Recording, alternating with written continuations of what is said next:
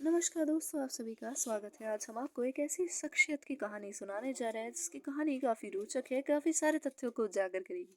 तो वीडियो को अंत तक देखिएगा, चैनल को लाइक और सब्सक्राइब करना बिल्कुल भी मत भूलिएगा। आइए आपको बताते हैं कि यूसुफ खान से कैसे बन गए ये दिलीप कुमार। इनकी पूरी कहानी क्या है। मशहूर फिल्म अभिनेता दिलीप कुमार का जन्म 11 दिसंबर को हुआ था। फिल्म की दुनिया में कामयाबी की मिसाल बने दिलीप कुमार का जन्म हुआ तो उनका नाम यूसुफ खान रखा गया था, लेकिन फिल्म जगत में वो दिलीप कुमार के नाम से मशहूर हुए। दुनिया जिन्हें दिलीप कुमार के नाम से जानती है, जिनकी अभिनय की मिसालें दी जाती हैं, उनकी ना तो फिल्मों में काम करने की दिलचस्पी थी और ना ही उन्होंने कभी सोचा था कि दुनिया कभी उनके असली नाम के बजाय किसी दूसरे नाम से उन्हें याद करेगी। दिलीप कुमार के पिता मुंबई में फलों के एक बड़े कारोबारी हुआ करते थे। लिहाजा शुरुआती दिनों से ही दिलीप कुमार को अपने पारिवारिक कारोबार में शामिल होना पड़ा। तब दिलीप कुमार कारोबारी मोहम्मद सरवर खान के बेटे यूसुफ सरवर खान हुआ करते थे। एक दिन किसी बात पर पिता से कहा सुनी हो गई तो दिलीप कुमार पुणे चले गए अपने पांव पर खड़े होने के लिए।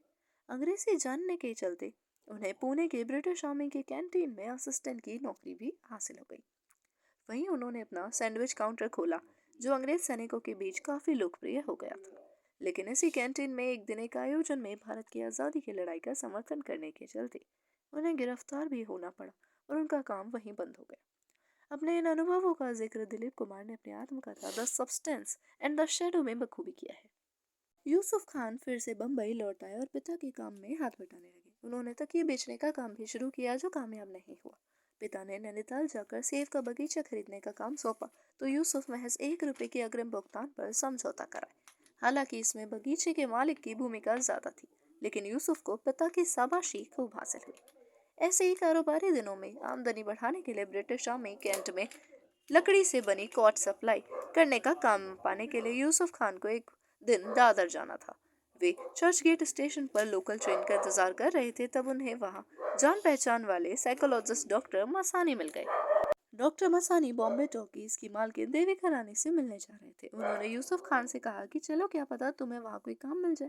पहले तो यूसुफ खान ने मना कर दिया, लेकिन किसी मूवी स्टूडियो में पहली बार जाने के आकर्षण के चलते वे फिर तैयार हो गए। दिलीप कुमार जब अंग्रेजों के खिलाफ भाषण देने के लिए जेल गए थे, तो उन्हें वहाँ पे बहुत सी मुश्किलों का सामना करना पड़ा था। उन्होंने उन्हें क्या मालूम था कि उनकी किस्मत बदलने वाली है। बॉम्बे टॉकीज उस दौर की सबसे कामयाब फिल्म प्रोडक्शन हाउस था। उसकी मालकिन देविका रानी फिल्म स्टार होने के साथ साथ अत्याधुनिक और दूरदर्शी महिला थी। दिलीप कुमार ने अपनी आत्मकथा the substance and the shadow में लिखा है कि जब वे लोग उनकी कैबिन में पहुंचे तब उन्हें देविका रानी गरिमामयी महिला लगी। डॉक्टर मसानी ने दिलीप कुमार का परिचय कराते हुए देविका से उनके लिए काम की बात की। देविका रानी ने दिलीप से पूछा कि क्या उन्हें उर्दू आती है। दिलीप कुमार हाँ में जवाब देते उससे पहले ही डॉक्टर मसानी देविका रानी को पेशावर से मुंबई ले पहुंचे। उनके परिवार और फलों के कारोबार के बारे में बताने लगे। इसके बाद देविका ने दिलीप से पूछा कि क्या तुम एक्टर बनोगे। इस सवाल के साथ साथ देविका रानी ने उन्हें 1250 रुपये मासिक की नौकरी ऑफर कर दी। डॉक्टर मसानी ने दिलीप कुमार को इसे स्वीकार कर लेने का इशारा किया, लेकिन दिलीप ने देविका रानी को ऑफर के लिए धन्यवाद देते हुए कहा कि उनके पास ना तो काम करने का अनुभव है और ना ही सिनेमा की समझ।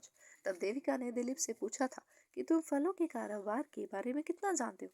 दिलीप का जवाब था, जी मैं सीख रहा हूँ। देविका रानी ने तब दिलीप को कहा कि जब तुम फलों के कारोबार और फलों की खेती के बारे में सीख रहे तो फिल्म मेकिंग और अभिनय भी सीख लोगे। साथ ही उन्होंने यह भी कहा, मुझे एक युवा गुड लुकिंग और पढ़े लिखे एक्टर की जरूरत है। मुझे तुम में एक अच्छा एक्टर बनने की सारी योग्यता दिखाई दे रही है। साल 1943 में 1250 रुपये की रकम कितनी बड़ी होती थी, इसका अंदाजा इससे भी लगाया जा सकता है कि दिलीप को यह सालाना ऑफर लगा। उन्होंने डॉक्टर मसानी से इसे दोबारा कंफर्म करने को कहा और जब मसानी ने उन्हें देविका से कंफर्म करके बताया कि यह 1250 रुपये मासिक ही है, तब जाकर दिलीप को यकीन हुआ और वे इस ऑफर को स्वीकार करके बॉम्बे टॉकीज के अभिनेता बन गए। साल 1944 में प्रदर्शित फिल्म ज्वार भाटा के साथ ही भारतीय फिल्म इतिहास को दिलीप कुमार मिल गए। पहली फिल्म उनकी खास नहीं चल सकी।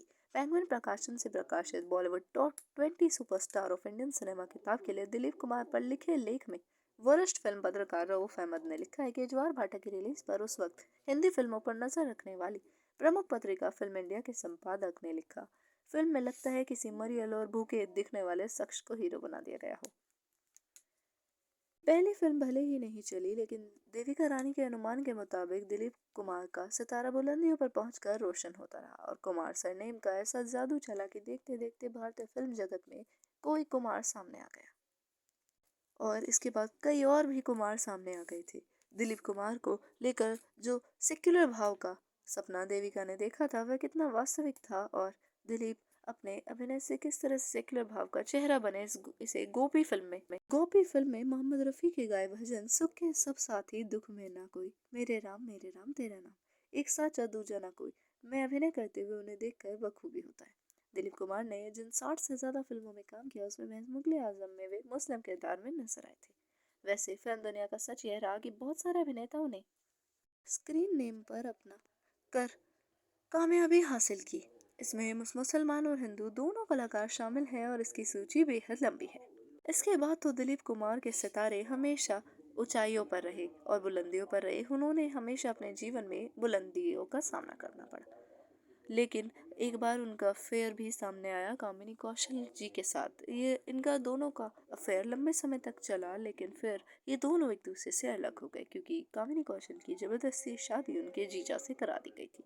इसके बाद दिलीप और उन दोनों के रास्ते अलग हो गए। इसके बाद उनके जीवन में मधुबाला की एंट्री हुई, लेकिन उनके साथ भी इनका सफर ज्यादा लंबा नहीं चल सका।